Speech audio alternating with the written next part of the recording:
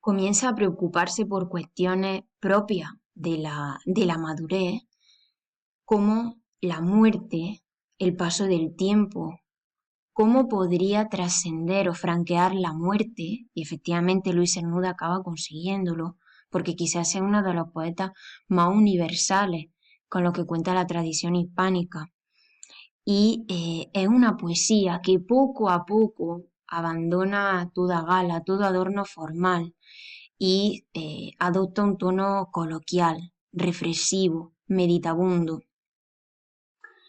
Algo similar ocurre fijaos en el título, Vivir sin estar viviendo, una nueva muestra de intertextualidad y de ese diálogo con la tradición clásica que Cernuda nunca abandona. Esos versos recuerdan al vivo sin vivir en mí y tan alta vida espero, que muero porque no muero, de la mística Santa Teresa de Jesús. Fijaos que ya en el título, en ese vivir sin estar viviendo,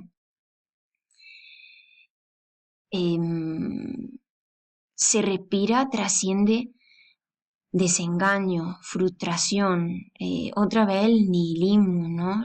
La tristeza de cómo el tiempo pasa de manera inexorable, de cómo todo se va perdiendo, el vigor de la juventud, el amor, eh, todo aquello que se posee de manera vigorosa cuando uno es joven, todo eso el poeta es consciente de que lo ha ido perdiendo.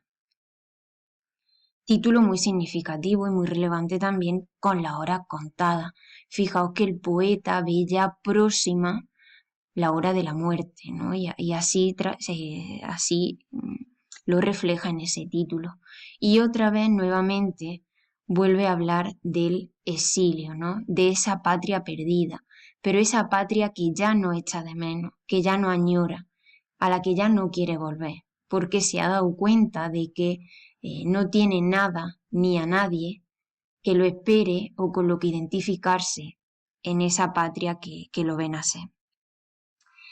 Variaciones sobre tema mexicano tiene mucho que ver con la estancia de Luis Cernuda en aquella patria, en México. Él vive con Concha Méndez, de hecho, bueno, muere allí en su casa, y en este poemario hay digamos, una nota de color o de esperanza que supone un contraste con lo que venía siendo la poesía de Cernuda de esta última etapa. Cernuda mantiene una relación con un culturista mexicano y bueno, y eso le devuelve cierta esperanza amorosa, cierto vigor, cierto optimismo que se ve también en su poesía. Y por último, tenemos que hablar de Desolación de la Quimera, que Cernuda no vio, nunca llegó a ver publicado porque le sorprende la muerte de manera repentina un 5 de noviembre de 1963 mientras dormía y no llega a ver publicada nunca esa obra, ¿no? Esa Desolación de la Quimera. Pero ahí, con tono igualmente coloquial, el poeta incide sobre temas de los que ya hemos hablado, pero de una manera mucho más abierta y mucho más explícita, ¿no? Ya habla de no querer volver abiertamente a su patria, ¿no? Un ejemplo de ello es el poema Peregrino. Él ya no siente que tenga nada que lo una a España y por tanto no quiere volver, se han perdido esa añoranza y esa melancolía que sentía hacia su tierra. Habla también de aquellos que lo criticaron, ¿no? Ya sin tapujos, lo decía antes. Cernuda llevó mal la crítica que recibió su poesía. De hecho, se sintió un incomprendido y es algo significativo que llama mucho la atención, que Cernuda en su época no fue ni mucho menos uno de los poetas más granjeados o más laureados del grupo poético del 27, ni mucho menos. Sin embargo, el paso del tiempo sí que lo ha colocado en el lugar que se merece, ¿no? Y sin duda, si tuviésemos que elegir a 3 poetas del grupo poético del 27 como más universales, como como más válidos, ¿no? Como con una poesía más trascendental y más atemporal. Uno de ellos sería Luis Cernuda, que siempre tuvo una personalidad tanto como ser humano como en el ámbito poético, un tanto original, un tanto peculiar, un tanto individual. Bueno, esta es una síntesis, como decía, de las 4 etapas más significativas de Luis Cernuda.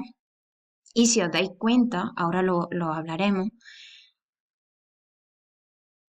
las etapas pueden identificarse con una vida, ¿no? Unos primeros tanteos poéticos, una juventud en la que uno sigue la estela de algo ya predefinido, de algo rígido, no esa primera etapa clásica que se ajusta a la métrica, tradicional, que bebe de la tradición hispánica, tanto del pasado como de su contemporaneidad. Una segunda etapa ya de desnudo poético, de rebeldía, de libertad. Una tercera etapa marcada por el desengaño amoroso y una cuarta etapa eh, marcada, obviamente, por la circunstancia política que vive España, ¿no? Un exilio que al principio no lleva demasiado bien, echando siempre de menos su patria, pero que poco a poco se da cuenta de que bueno, en realidad estar fuera es lo mejor que le puede pasar y llega un punto eh, en que no siente que deba ni que tenga que volver a su patria.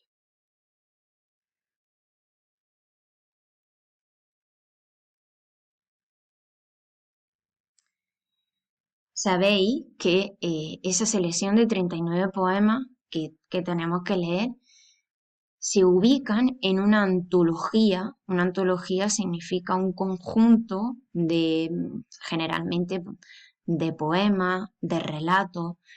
Luego, la realidad y el deseo abarca, en realidad, mucha obra de Luis Cernuda, en concreto 11. Esta antología se publica por primera vez, si no recuerdo mal, en 1936 y por tanto no puede incluir en ese momento los libros que se publican con posterioridad a esa fecha. Por lo tanto, es una antología poética que va creciendo con el tiempo y recogiendo lo mejor que compone Luis Cernuda. Ese título es muy significativo porque la visión del poeta siempre se mueve entre esa realidad condicionada por una sociedad burguesa conservadora en la que él a veces no encuentra muy bien su sitio, por el rechazo de quienes lo critican como poeta, por ese aislamiento que él mismo lleva a cabo, porque sabe que su misión en el mundo es especial, es particular, sabe que ser poeta no es lo común, igual que sabe que ser homosexual en la España los primeros decenios del siglo XX tampoco es lo más normal. La realidad también de España, ¿no? De una situación política muy concreta que le impedirá hacer la vida en su país. La realidad también marcada por el exilio, por tener que irse, tener que marcharse y ubicarse en otro lugar fuera del mundo, ¿no? Fuera del país en que nace. La realidad también marcada por el paso inexorable del tiempo, no es algo palpable. Él se da cuenta, sobre todo en su último poemario, de que el tiempo no se puede detener. Y el tiempo le quita y le ha quitado valores que uno solo puede coger y disfrutar cuando se es joven.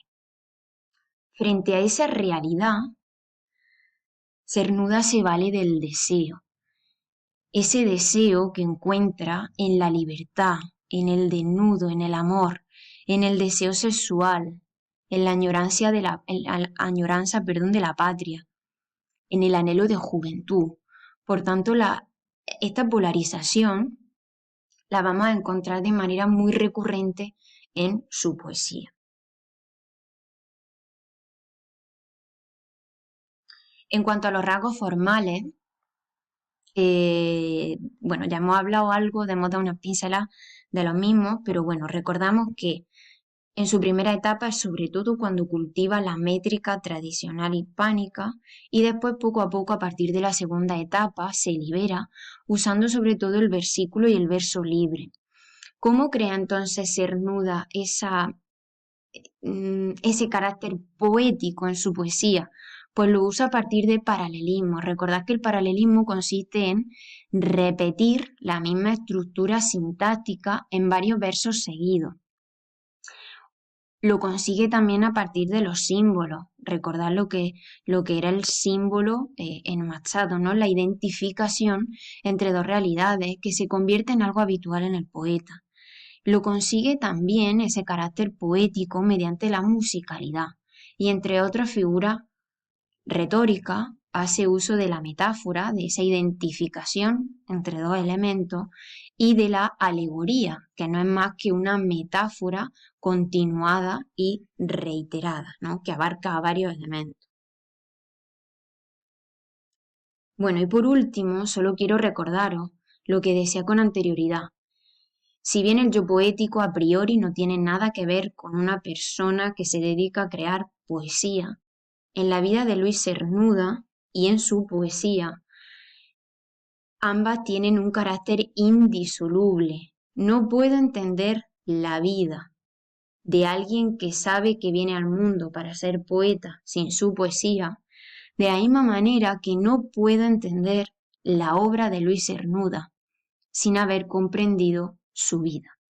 Por lo tanto, por si en esa pregunta 5B del examen al que tenemos que enfrentarnos nos preguntasen o nos pidiesen ubicar a qué etapa de Luis Cernuda pertenece tal o cual poema, tenemos que conocer muy bien dicha etapa, que tienen, como habéis visto, muchísimo que ver con la vida de Luis Cernuda. Bueno, espero haberos ayudado y vamos a pasar a realizar alguna práctica sobre el contenido de estos vídeos. Un saludo.